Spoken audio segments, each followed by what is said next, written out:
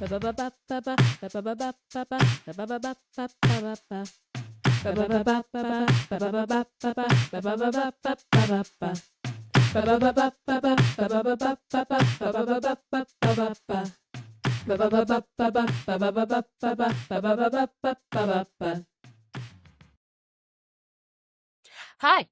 welcome to Up Your Nerd Cred. Did you used to know everything that was happening in Marvel and DC? Did finding out that some superheroes are from Marvel and some are from DC blow your mind?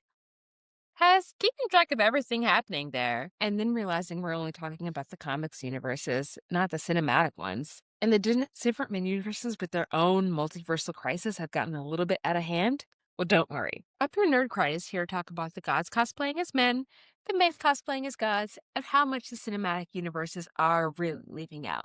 At the end of each episode, you'll hopefully know a little bit more than you did and get up your nerd cred. I'm your casual nerd host, CiCi. Apparently, my puppy is much higher energy than I realized because her vet has asked me to give her a little bit of gabapentin to help her calm down before her next visit. So it's good to know that our energy levels match, right?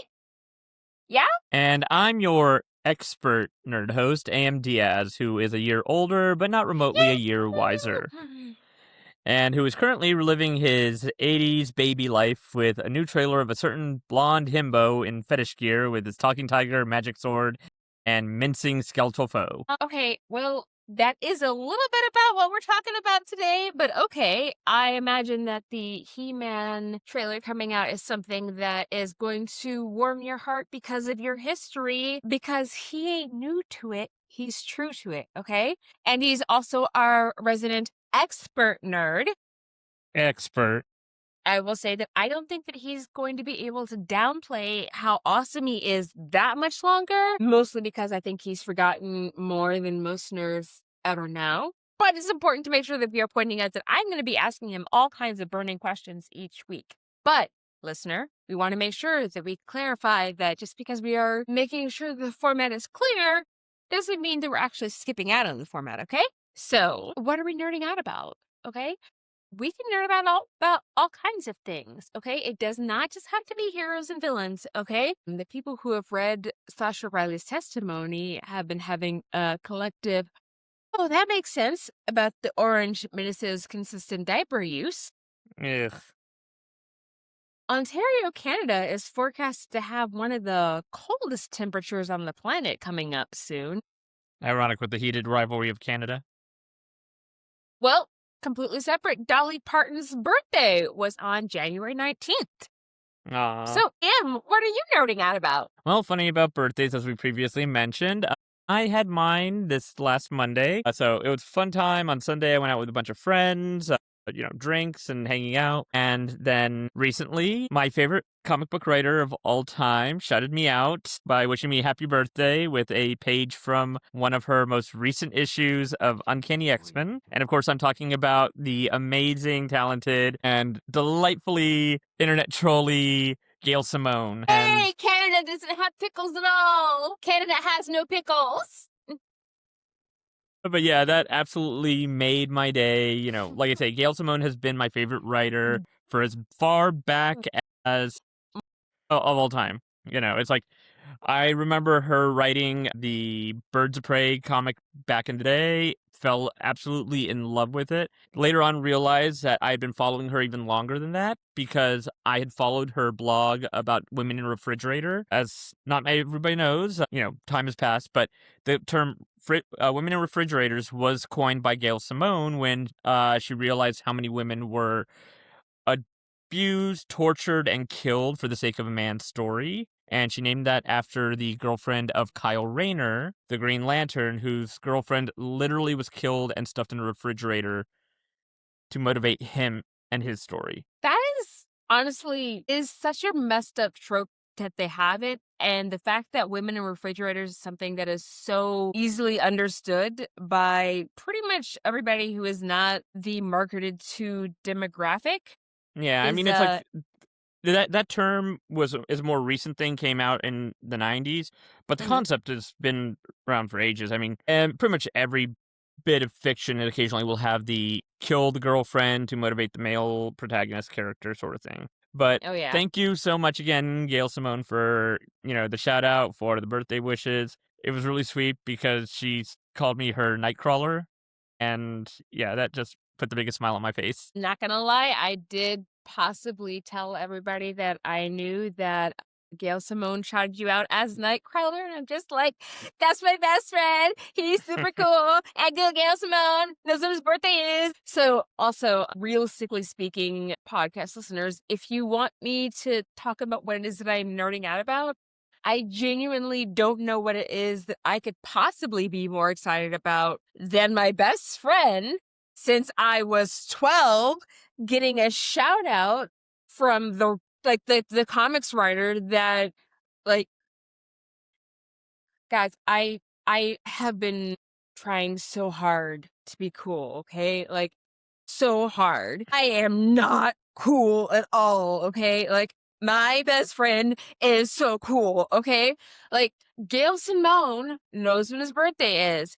He has like on first name basis with like X-Men voice actors. My best friend is so cool. But once he pops up from his chair, it's important to know that like there is a reason that he is the expert nerd, okay? He is as deep into nerd culture as you can possibly be, which is the Okay, I don't reason handle why he praise buffs knows that well. everybody.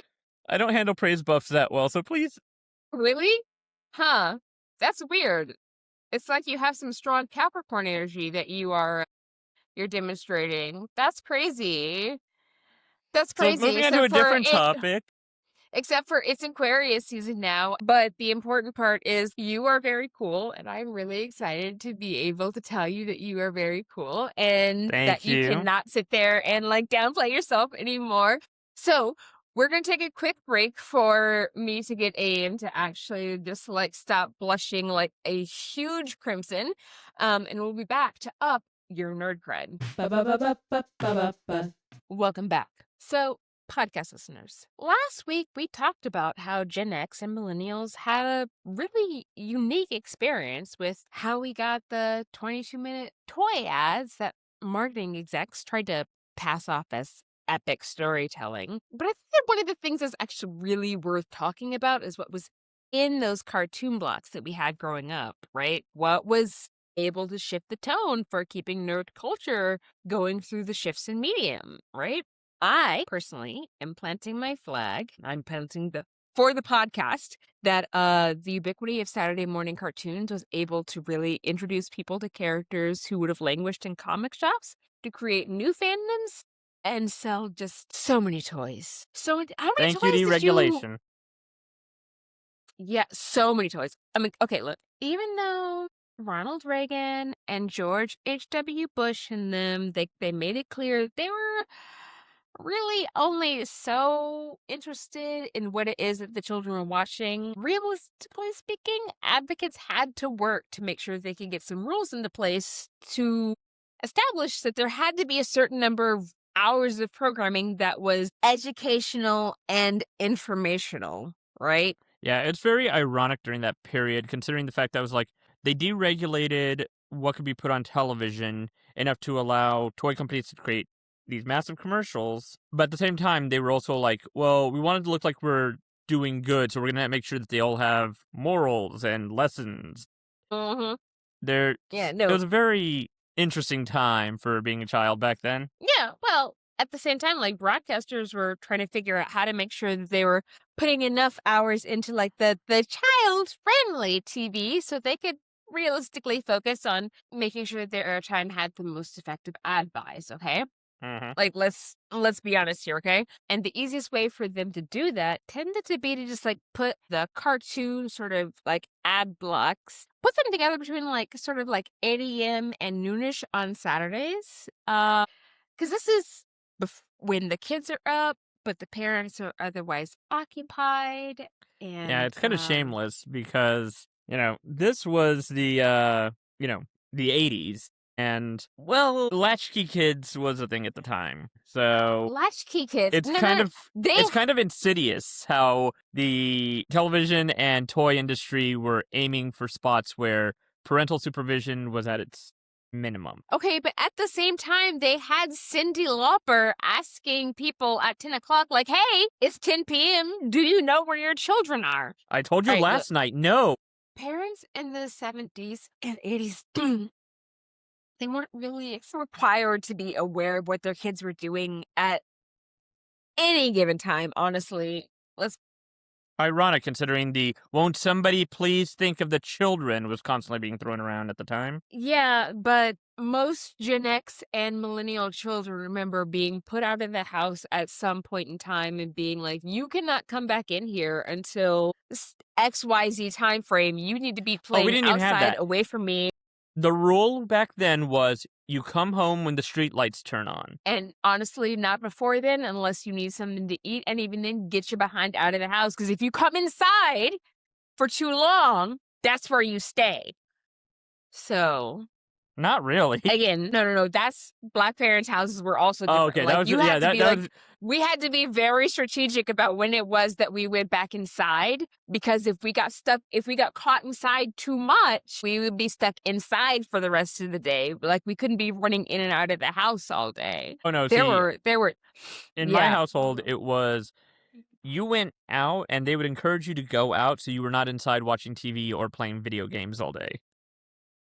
Yeah, well, but I will say that, like, for when our parents were children, right? Cartoons had mostly been theatrical, right? Like, you have to actually go to the theater to, like, watch a film, and there's like a couple of cartoons and stuff that's Yep, a for the Mickey Mouse and films, a right? Bugs Bunny cartoon, and there you go. Children have to like actually like ask for money right before they're going and watching cartoons and such. But then there was the whole advent and then subsequent explosion of television and the shift from capturing kids' attention before they even got out of their jammies became big business. Oh, hell yeah. Big business. Especially during the 80s where it was a very much of consumerism took over. So Mm. buying anything and everything was the culture at the time. Actually, let's sit around. Let's take a minute to talk about what it is that we were actually watching whenever we got a chance to sit down and watch TV. Because between the 70s and early 90s, the number of channels available and like the number of shows available was actually somewhat limited, especially as compared to, 2026 options, right? Yeah, back then it was like maybe, what, 3 television stations? A lot of them are still around today, Pretty like much. ABC, NBC, and CBS. Those ones were basically around since the start. Yeah, CBS honestly, I'm sorry, he honestly was one that couldn't be bothered, right? So like, but let me tell you what was happening like, back in the day, right? Okay. So before this sort of like golden era of cartoons, right? When we had all of the really good cartoons that happened to be commercials, but we're not talking about that part. When we had like before this kind of golden era of cartoons, we had like the Hanna-Barbera era, right? So realistically speaking, we cannot understate their cartoon dominance, okay? Disney was actually really getting some stiff competition, okay? Oh, yeah, You back got like then it was, there are just so many animation studios just trying to get their foot in the door because, yeah, Disney had made it big with, Mickey Mouse, Donald Duck cartoons, and not to mention their theatrical releases. But then you've got the stuff like yeah, the Hanna-Barbera franchises, Tom and Jerry, Flintstones, Scooby-Doo. You've got Rocky and Bullwinkle and Dudley Do-Right cartoons. And, was a whole different bunch of studios just trying to create the next big Mickey Mouse, essentially. I'm not gonna lie, things that I really appreciate about Hanna-Barbera is all of the spin-offs too, because I like I'm not sure exactly what the block was where it was like, first thing in the morning where they showed some of the old Hanna-Barbera things in like the mid to late 90s. Either way, but let me tell you, the perils of Penelope Pitstop had me in a chokehold, okay? She's out there drag racing all these other like Hanna-Barbera characters on a weekly basis. What? And it's kind of funny when you really think about, like, Hanna-Barbera cartoons were so prominent back then, but they almost always followed very similar archetypes. You had the, cartoon characters, which were animal creatures, like Yogi Bear, Snagglepuss, and that, and they were like different kinds of caricatures in animal Mhm. form. And then you had the teen mystery solving genre, where it was a Scooby Doo gang, like teenagers with their animal or car sidekicks or whatever sidekick they could create, and they just keep traveling around Sharks. showing and traveling through a broken economy world where every place they go to is a ghost haunting things because they're trying to do a real estate scheme. All right. It's worth like pointing out that there was actually a point in time which Hanna-Barbera had pretty much 2/3 of the Saturday morning cartoon collections in 1 year, right? But like even though in the 80s Hanna-Barbera did have like I would say it's a chokehold, but it's one of those things where it's just like it's getting a little bit past the chokehold and more of just like girly pop use your safe word. But you know, to a certain extent, they had a notable decline throughout, like, from, like, the early '90s through, like, the end of the '90s. Ultimately, they ended the '90s. First, like, they were absorbed into Turner, and then they were absorbed Well, into Warner yeah, Brothers. Yeah. part of the problem that they had was a lot of the Hanna-Barbera cartoons were it was very simple animation. They didn't Mhm. really lend themselves to bigger storytelling and epic stories. That's the reason why whenever they try to do a modern like movie adaptation, it always kind of falls a little bit flat because the original premise did not really lend itself to an epic story. As time progressed and, pace matured, the old, misadventures plots didn't work as well, you know. I will highlight the Wonder Twins episode that we did recently because the Hanna-Barbera of them really impeded their ability to kind of catch on in the popular culture, right? Exactly. I mean, they were literally them and Marvin and Wendy and Wonder Dog were literally lifted from the Scooby Doo genre archetypes. Yeah. But as we're talking about like, the kind of different things that you had available to you, now let's talk about a kid in 1982. I would like to highlight, I want to make sure that we're clear on the same page. A kid in 1982. So we're talking about somebody who was born in the mid to late '70s, okay? Like this is not recent that this kid in 1982, all right? But to a certain extent, they're going to have to possibly choose between ABC with like Scooby-Doo and Super Friends. They might be watching CBS for Smurfs and maybe a Muppet special, or they might be kind of hoping to catch an old school Hanna-Barbera like, rerun if they had a local station, showing them. NBC didn't even really put much effort into their cartoon lineups.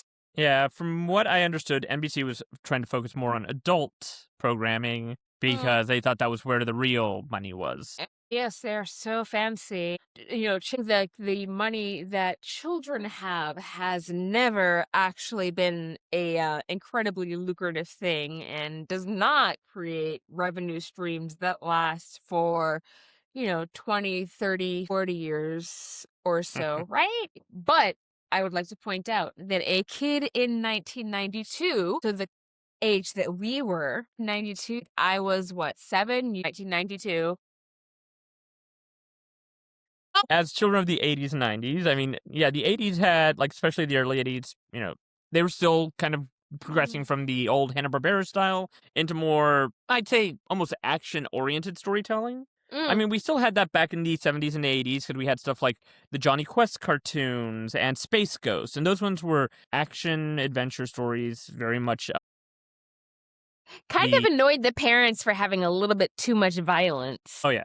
I mean, it's like you watch those old Johnny Quest stories, it's like, holy crap, this was, it wasn't like grotesque, but it was still like, these are violent cartoons. And then we get into the 80s and 90s, and they had to be a bit more controlled and whatnot. But the Well, 80s, we started getting progression from, the Smurfs. Well, not even Smurfs, but like Scooby Doo, and going more into where we started getting, especially towards the late 80s, and the lifting of regulations, the He-Mans, the Transformers, the G.I. Joes. I mean, this is what happens when you don't really care about regulation, right? Because Mhm. as we're talking about, like, how things kind of like, fall into place, right? A kid in 1992, the options of shows that they had are plentiful. And honestly, like, it got to a point where you're leaving you're having like opportunity cost to like choosing what it is that you're watching, right?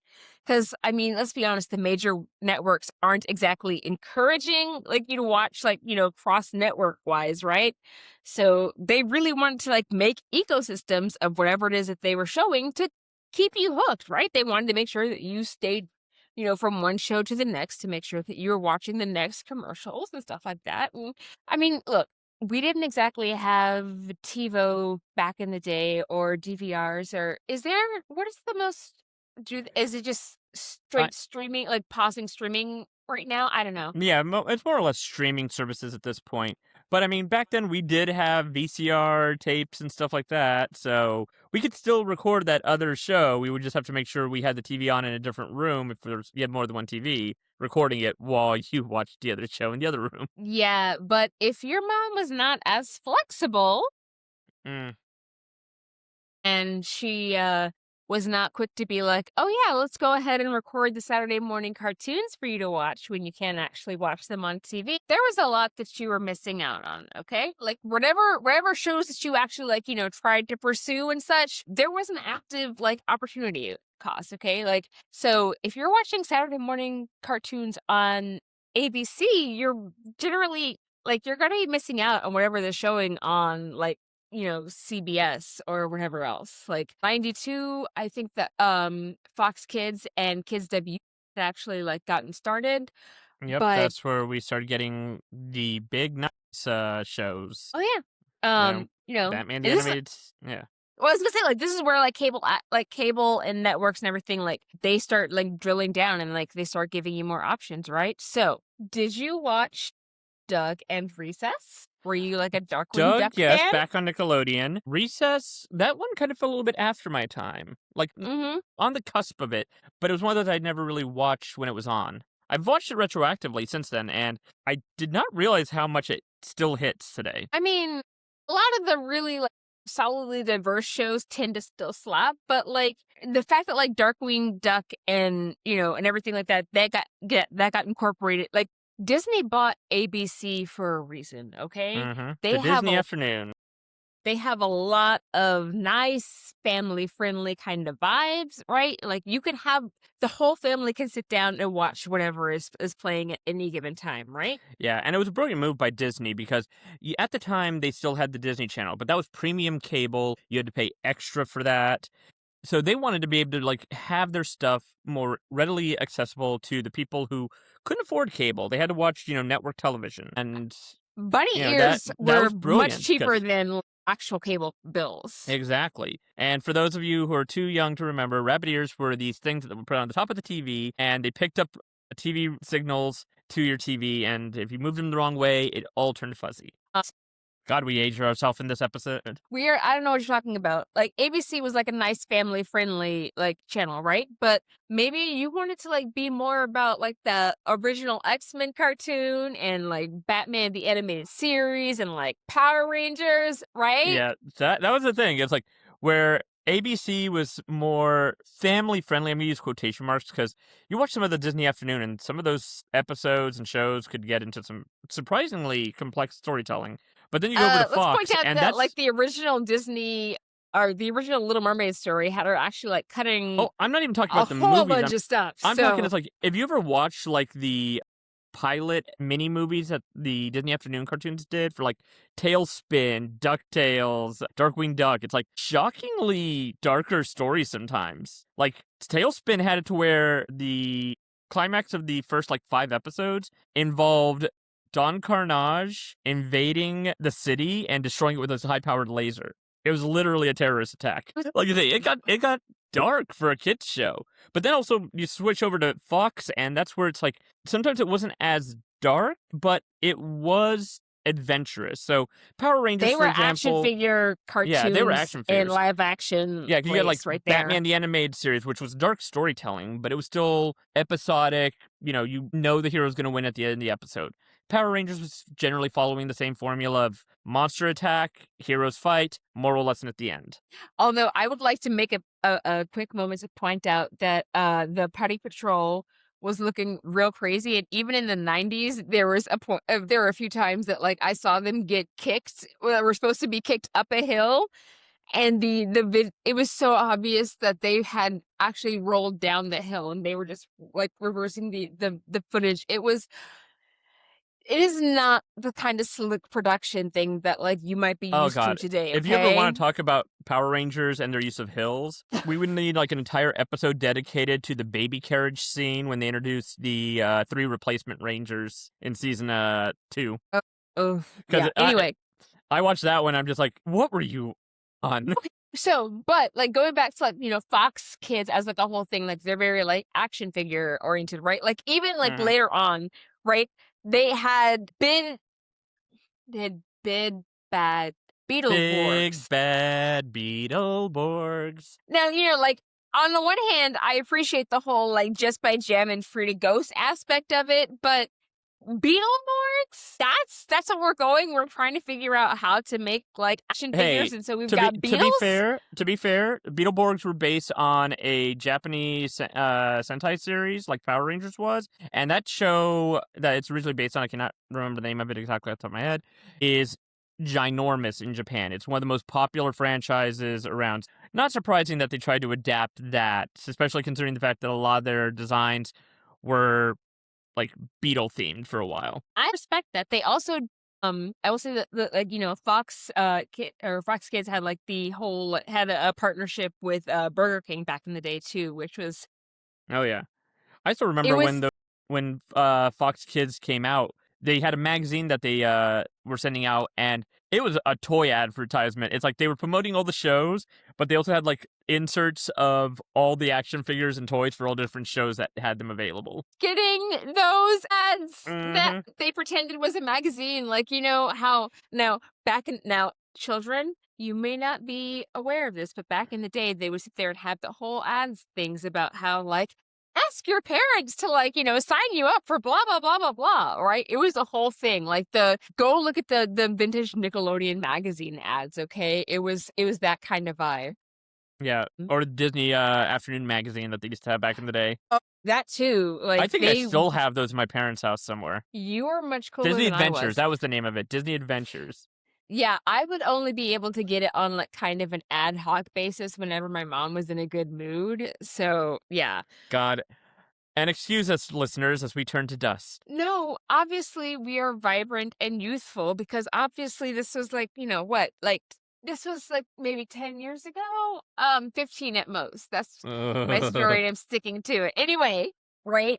I just So celebrated a birthday. I can't hide that. I know. Mine, look, listeners, mine is coming up shortly thereafter, okay? Like, the two of us are living our most Capricorn/Aquarius life on a very regular basis, okay? But continuing on, right? We had Kids WB as a channel, right? And that one's giving us Animaniacs. It's giving us Tiny Toons, okay? So like and also Batman Beyond. So like Yeah, that was around the time that WB wanted to do their own thing. So they basically pulled all the Batman franchise and moved it over to WB, so that way they could have complete control of that.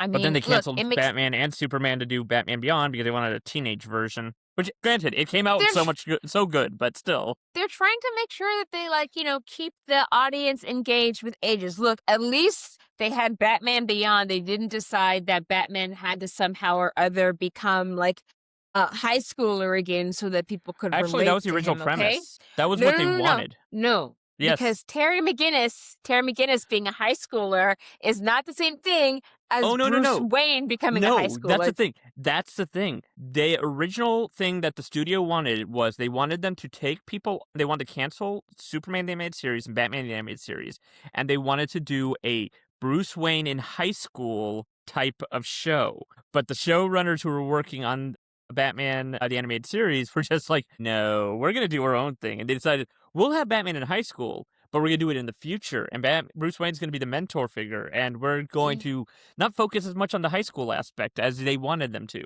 They wanted it to be Bruce more like Wayne slice of life. Bruce Wayne in high school was busy dealing with the trauma of his parents dying when he was a child Yeah. and maybe going out to get trained by Ra's al Ghul. Why would we care about what Bruce Wayne was doing in high school? He was just like, You weeb know, in it would have high been like school. Muppet Babies with Batman. It would have been Bruce Wayne in high school, surrounded by all of his supervillains, who are like school bully versions of their adult selves. You You know 100% know what? that's would have been what they would have done. Look, the important part is that Kids WB with, like Animaniacs and Tiny Toons and stuff, like they gave us the Looney Tunes coding and such for the younger kids, right? With Hmm. the various winks and nods to the more adult situations. Okay, like I have to say, one of my favorite Animaniacs thing is when they have like something like, oh, we're solving a mystery, right? And they're like, "Oh, search for Prince. So No, Dot no, comes back in, the I Warner found sister Dot comes Prince. back in with Prince, and they're like, no, like, you gotta dust for Prince, and they're like, and she's just like, that Oh that no, seems no, no, no. inappropriate. The joke is, all right, everyone, look for Prince. I found Prince. No, no, no, fingerprints. I And don't she's think just like, so. inappropriate. So, but like, I this stuff was great, right? I mean, like, look, NBC isn't really doing much of anything at this point, and CBS has got like a bunch of like the old reliable programming from the 80s, all right? We've got like Smurfs and kind of Pac-Man stuff happening in Well, and they also still 92-ish. had the Teenage Mutant Ninja Turtles going on at the time. The Looney Tune Hour, I believe, stuff like that. I Also, mean, Muppet Babies was still pretty prominent in the early '90s. if it ain't broke though, right? Like, if it Yeah, but works. they were struggling at that point when they were competing against, Static Shock, Batman Beyond, Pinky and the Brain. Yeah, because listen, let me tell you, when Freakazoid came out, that was my show. I loved that mess, okay? I did not go and do the Freakazoid running around with like their arms up thing where people could see me, okay? And that is why I'm cooler than the Naruto kids. Anyway, so if we move kind of another 10 years forward though, in kind of our Saturday morning cartoon block, right? So we're looking at like 2002, right? This kid is honestly, the Saturday morning cartoon block has really stopped having quite the same cultural hold on kids that it had before, right? You Yeah, it was know, struggling around that time. It's like they still had it, but a lot of shows that they put on were kind of, eh, well, it's not. It was just kind of like I remember there was like Sonic AM or the new version of the Teenage Mutant Ninja Turtles. And then they had started adapting a lot of like anime stuff. So like Card Captors, Yu-Gi-Oh, Pokemon, that started becoming more of the Saturday morning block, which, you yeah. know, for kids in the early 2000s, I mean, there's a reason why a lot of those franchises are so popular today, but it started shifting more when the internet started becoming more prominent. I mean, so yeah, like in 2002, like a lot of these like cartoon blocks on networks are dying, right? One Saturday morning is on its last legs, right? Fox Kids as a whole thing already out, right? Kids WB is holding down the DC for it, but it's not gonna be there for much longer, and CBS, like, first off, let's point out that NBC is just like, what if instead of having Saturday morning cartoons, we just didn't, right? They pretty much gave up on it altogether. But, like, even CBS, like, right? Like, you have, like, the final of the big three, you're just like, oh, what if we chill all the way out into, like, preschool programming? So let's make sure that we have Dora the Explorer and Blue's Clues, and it's just like, what? Wait, wasn't that old Nickelodeon? CBS apparently had that as well.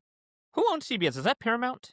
I think they do now. Yeah, because that might explain that, because it's just like I remember those shows being on like the Nickelodeon plot, Yeah. but I mean that also led to the death of Saturday morning cartoons, because we had Nickelodeon, we had Disney Channel, we had Cartoon Network, and these channels that were dedicated just to children's programming, just to cartoons and stuff like I that. don't say that it was all children's programming, but I will say that, like, a lot of stuff was I dedicated mean, to in cartoons majority and it was such. like Nickelodeon from like 6 a.m. until like 9 o'clock was children's television. Then they would have Oh, like yeah. an hour or two of Teen Nick, and then it would be Nick at Night, and then Cartoon Network was only cartoons.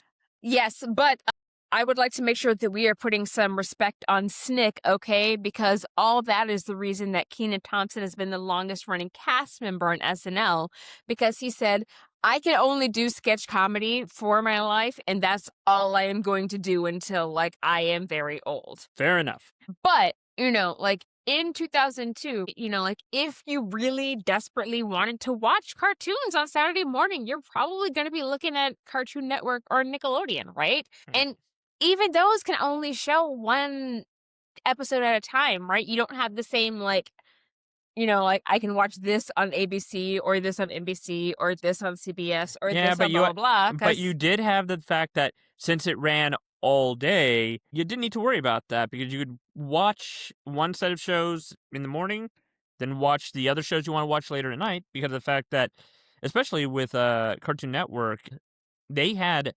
so much control of, especially the Hanna-Barbera and Warner Brothers yeah. IPs. And then Nickelodeon had control of like so many of the other things. Like Power Rangers went from Fox to Disney to, you know, was it now the hubs? Nah, I don't know. I mean, I'm not actually sure which version of Power Rangers we're on. Is it, like, Power Rangers, like, 8, Power Rangers 9? I don't Power Rangers is eh canceled currently. okay, Yeah, so they ended let's their season with like season 35 or something. Oh, okay, so here's what we're gonna do is we're not going to tell my brother who was so into Power Rangers that he had, like, one of the, not quite, like, life-size mannequins, but, if you're a small child, life-size looking mannequins, and I did not accidentally break it, but it did end up accidentally broken. So, That is such an older sibling justification. anyway, I'm having flashbacks to what my brother used to say.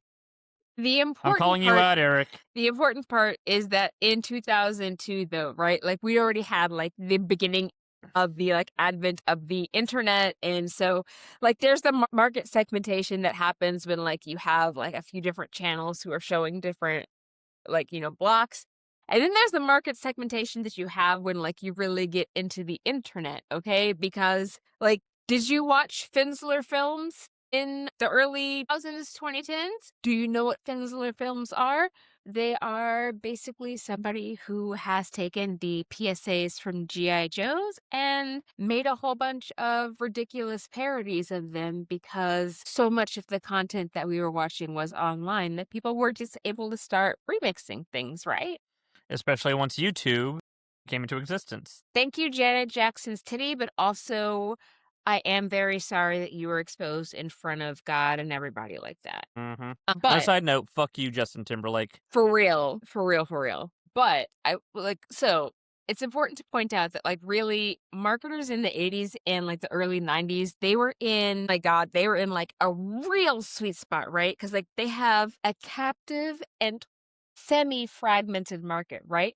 They've, like, learned the lessons of the children's welfare advocacy battles that they had in the 70s, right? So, they would make a point of including morality messages at the end of the toy ads to pretend that they were storytelling, right? We cared about the G.I. Joe PSAs because we would learn about not playing with electric wires or Yeah, it was always kind of funny though. It's like if you watch the old He-Man cartoon, the lessons were usually tied into the episode. With G.I. Joe, it was just like, all right, we had an adventure about fighting brainwashed zombies. All right, kids, now this is why you don't pick up a gun. True. I mean, look, even Sailor Moon, whenever, like, they brought that over and they had, like, the Dick adaptation, they would sit Deke. there and Not Dick. Deke. My bad. Where's your mind tonight? What the important part is, like, they would have, like, the whole Sailor Moon Says thing that was focused on, like, some of the things that would happen in the episode, but yeah, no, G.I. Joe's PSAs were just kind of like, we're gonna have a thing and we're going to say that it's so that you can learn something, but really it was to make sure that they were able to introduce new Joes for children to buy. I mean, watch the stories of, right? Yeah. But Yeah, look, it's like I mean, like we said, they were commercials back then, so every opportunity it'd be like a new vehicle, a new character, which is ironic because a lot of the shows, especially beforehand, were limited because of the fact that they had limited animation, so they couldn't like introduce a new variant costume for He-Man every episode. Instead, it was the toy line had like 20,000 different variants of the hero, and then the TV show they always wore the one costume. well, yeah. But What I will say, though, is that occasionally them going super hard on the morality has been a delight to watch, retroactively, because Cartoon All-Stars to the rescue. It was God, yes. it was a major moment where, like, they had, like, all of the different franchise and everything coming together. They had, Before the Avengers came together, there was the Cartoon All-Stars. we got Winnie the Pooh, we got the Ninja Turtles, we got the Muppet Babies, we got Bugs and everybody, okay? The Smurfs. We got the Ninja Turtles, we got everybody. Yeah. And they're all coming together for one singular purpose: to stop this one kid from smoking weed. Ironic considering the entire show feels like a drug trip. Anyway, I'm not gonna lie, I have been known to, go rewatch it while gardening. Oh, let's be honest. The whole thing with Cartoon All-Stars, we need an episode dedicated to just talking about that, because it Probably. was part of like the DARE program, which was supposed to keep kids off drugs. And the most hilarious thing was There was a whole George H.W. and his wife, oh no, that's what I was beforehand. that's what I was getting. No, it wasn't. Was it Barbara and George, or was it Reagan and Nancy? Barbara and George. It was Barbara and George. Okay. Yeah, they started the thing, and yeah, that's what kids want to see right before they start watching their favorite cartoon characters. It's the president and the first lady being a couple of narcs. Also, I would like to point out that in that time frame, Barbara Bush had a full white head of hair. Mm-hmm. George H.W. was not as decrepit as you think of him currently, but again, it's the early 90s. He's a the 90s president. were not kind to. I was everyone looked so much older back then. Do not smoke cigarettes. Please drink water. Moisturize your skin. Don't be racist. If you can and limit your cocaine use. If you can follow these 5 steps, I was going to say 4, but I guess we're having a Spanish Inquisition about it. But with these 5 steps, it was the 80s and the 90s. That's fair. If you can remember those 5 steps, you are more likely to make sure that you can have glowing, beautiful skin, because it's worth pointing out the fact that our gorgeous behinds are in our early 40s. Thank you. So good. So drink your water. The irony of Cartoon All-Stars and the DARE program was it was supposed to keep kids off drugs, and I'm pretty sure every single one of those children are doing some form of drugs to this day. Don't know what you were talking about. I do not do drugs at all. Anyway. Excuse me while I have some gummies. Look, what matters is that at this point in time, kids were unsupervised in a way that honestly would give helicopter parents these days full fucking vapors, okay? They would not be able to hang with the way that we kind of were living, right? It's kind of hilarious when you think about it, because they kept trying to get parents to keep an eye on their kids, and nobody was keeping an eye on their kids.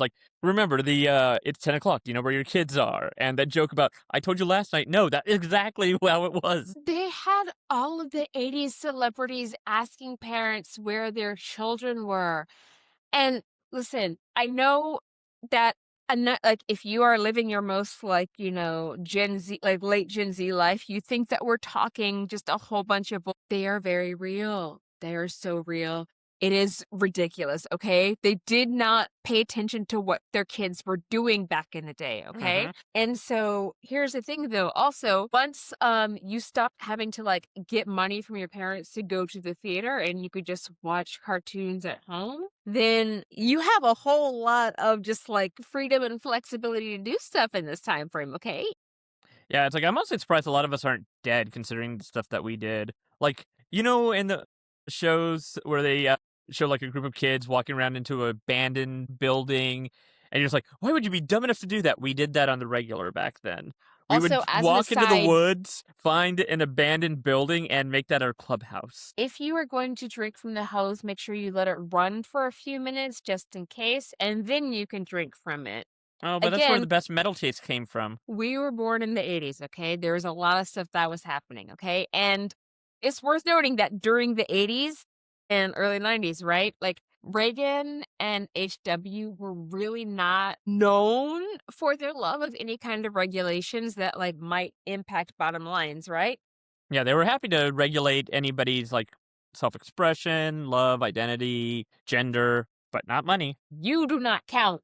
You are not a corporation. Or a teacher. Anyway, exactly. But Like, the rules were basically just like, yeah, no, as long as you scatter the commercials, you could sell the toys of the cartoons that these kids are watching, And tack on a message. That way it sounds educational. It was big business. Big enough business that children's programming that wasn't even designed to sell toys per se, like Sesame Street or Mr. Rogers' Neighborhood, right? It got to a point that if they disallowed merch for shows like that to try to stop the whole, like, cartoons as toy commercials thing, it threatened too many bottom lines, honestly. And, one of the important things to be aware of in marketing is how really solid segmentation can actually lead to much better sales numbers, right? Like, think about how your entire social media feed is covered in all of these targeted ads, right?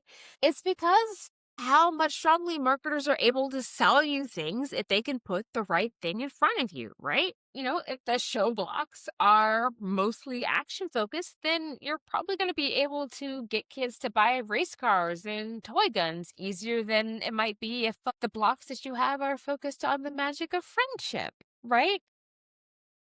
Yeah. My It's just interesting that you're saying that because just I've been thinking about the fact that one of the biggest problems with modern shows, so many cartoons these days are regularly canceled because of the fact that they're not selling toys enough.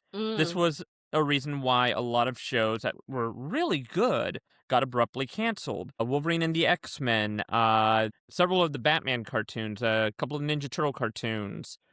Um, God, there's a whole bunch of different shows. There was a Thundercats reboot that came out a few years back that was like more action storytelling oriented, and it only lasted not even a full season. It got abruptly canceled because the toy sales were too low. So the problem is they're still trying to market, shows as toy commercials. The problem is kids aren't really buying the toys these days. yeah, well, part of the problem though is that, like, it's the same problem that marketers had honestly from the beginning, right? Like, even though they wanted to put us into boxes, right? But we can't all be sorted by whatever their metrics are, right? All right.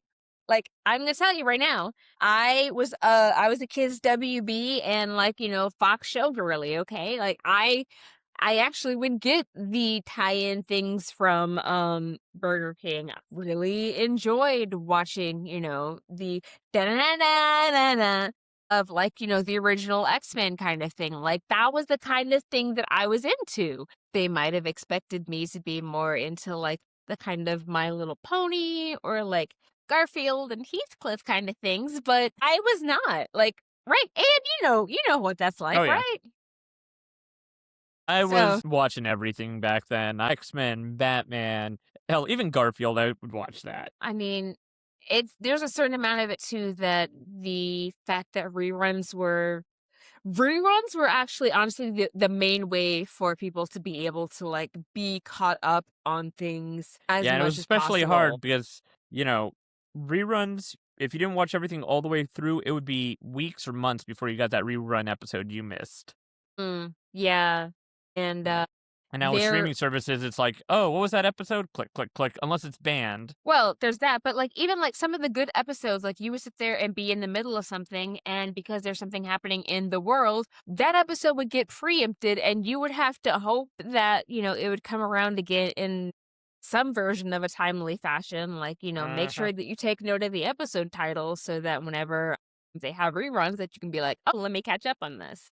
Yeah, and the problem is a lot of those shows didn't have episode titles, so you had no idea what's. Well, it's a time for fingers and toes and everything crossing, but the one thing that I will say is that at least if you actually got to watch the Saturday morning cartoons as they happened, you probably were not like left behind, so to speak, as I was. I was not raised evangelical. Left Behind was an amusing storybook to me, but I was left behind on a number of nerd things, and I want you to know that having good friends is clutch to this kind of thing. So, I'm Yeah, we going would to we take would share the shows that she wasn't allowed to watch when they came over. it was kind of important so that I wasn't a complete dork. Just, there are a few parts missing. So, we're going to take a quick minute to reminisce about all of the shows that I wasn't able to watch. And by that, I mean, we're going to talk about how I did not actually get to look at Simpsons until I was in my mid-20s. And that show has been going on for so long that I knew nothing about steamed hams until 2018. Steamed hams. 2019, but yeah. So we're going to take a second, double check what it is that I need to be caught up on, and we'll be back with our thrilling conclusion. Welcome back to our thrilling conclusion. So I will remind you, podcast listeners, that I did not actually get to watch Saturday morning cartoons as they actually happened, right? There's a certain amount of it that, like, I'm coming to it almost anthropologically because of how much of it that I miss. But AM was actually there. And so it's worth noting that a large part of my thesis that Saturday morning cartoons really kept nerddom going is because of what AM and I have talked about over the years, right? Like, Yeah, what do you think? I mean, it's true. It's because for a lot of us 80s and 90s kids, we literally grew up in front of the TV. Yeah, we were latchkey kids, so we were allowed to like go out into the world and do whatever. But Saturday mornings were the thing. It was like every kid refused to go out before at least 11 o'clock because we were watching the shows, and that was stuff we talked about in school and whatnot. And these shows became comforting for us. They were our nostalgia, and especially for comic nerds and stuff like that. The funny thing is, so many of our favorite shows and cartoons were written by writers who were or became comic book writers. G.I. Joe, He-Man, She-Ra, Thundercats, Silverhawks, Batman the Animated Series, Power Rangers, stuff like that. A lot of those writers got their starts in comics and all that stuff. So it created a comfort for a lot of kids. These were the shows we grew up on. These were our memories. Like, where our parents would like read certain books like Tom Swift and Nancy Drew, and that was their nostalgia. For us, that nostalgia has stayed. And unfortunately, with the dumpster fire of a world that we are currently living in, finding any sort of comfort has allowed us to think back to those good times when we were kids, sitting in front of the TV with a giant bowl of cereal and watching, G.I. Joe punch Cobra, seeing stalwart true heroes beat the crap out of a fascist dictator. I mean, there's a reason why so It's many worth also pointing out, too. I would like to Yeah. point out that even if you weren't necessarily sitting there with like your bowl of cereal, enough of your friends were that, seeing Skeletor make a point that is an uncomfortably true thing and then run off is something that you could absolutely appreciate as someone who is even a little bit removed from it because of how the ubiquity of like, the way that Saturday morning cartoons has like been through the culture, even if you couldn't see them. Even if there was an opportunity cost between like which shows you were able to watch in the 80s and 90s. Now, you But it's can like, go and rewatch a full, like, cartoon block if you want. yeah, and the thing is, it's like, as much as these shows were toy commercials, a lot of them still taught an entire generation and generations that followed. Because, like I said, you look at some of the shows and they had very episodic, simple stories, but they still stood for stuff. I mean, there's a reason why so many shows are the heroes fighting against fascism. She-Ra and the Princesses of Power.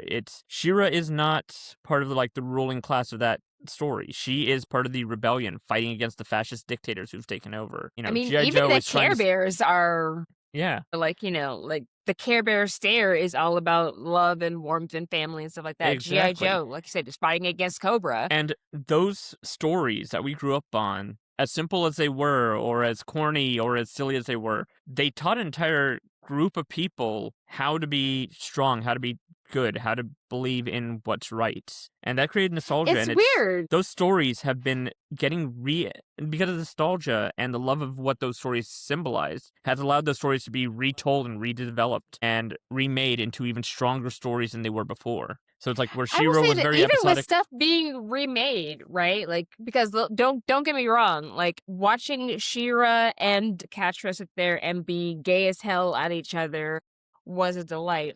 But something that I think that is really important is that all of the stories that we had as kids, because they shoehorned morals in so hard, we always were told, like, we have to stick up for the little guy.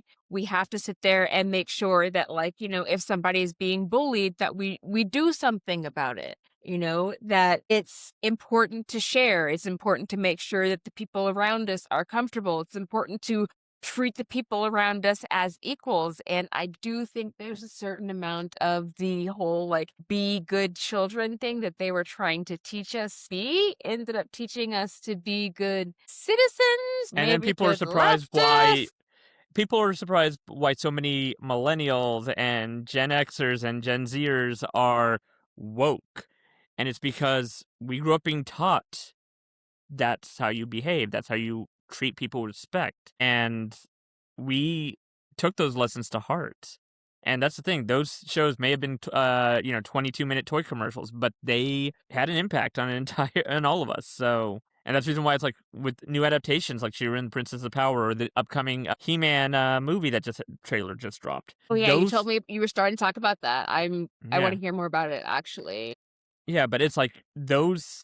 I don't know how we can fit that into this story at this point. So I kind of feel like that's fine. But no. Like, yeah, but we'll it's like, we'll talk about it at another point in time. I'll call you about it because everything that we talk about isn't on the podcast, guys. It turns out that the two of us are actually besties in real life. But yeah, my point stands. It's just like the nostalgia of those shows and how they meant to us and affected us as kids remain today, and that's the reason why the phrase "fuck ice" is coming so loudly from people in our generation. It's the reason why Minnesota Nice has turned into, hey, these are our neighbors. These are our people. We have been told our entire lives that the people around us, we have to protect them. If somebody is more vulnerable than you have to put yourself out there. And again, I don't know why people are sitting there acting like cartoons and like, children's media are topical. It's just for fun. It's just for entertainment, right? It doesn't mean anything.